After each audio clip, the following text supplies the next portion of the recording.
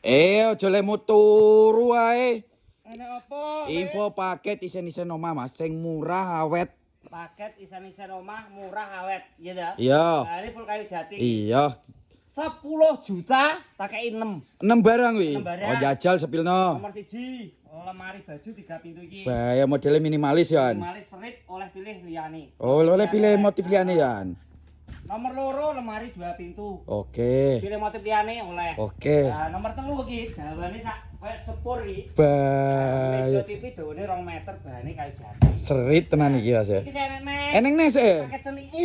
Bah, mbok ayo alon-alon jebol tenan ning kok. Jebol piye to bahane pulpen iki. Full pair iki. Garasi 15 tahun.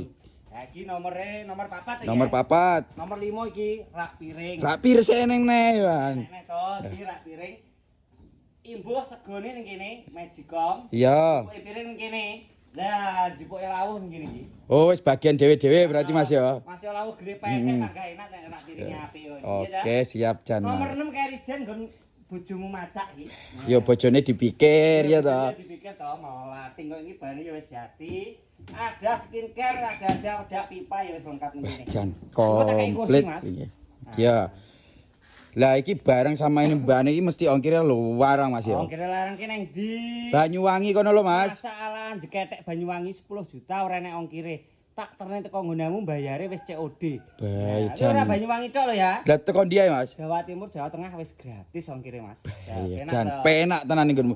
Terus lah iki nih pomo dulur-dulur arep pesen, carane pesen piye carane? Ngisore bioprofil kuwi to. Wis enek wawaku kere ngetul ngene terhubung karo aku. Bae. Pesen paket 10 juta oleh 6 Mas. Bae, masuk tenan 10 juta 6 barang.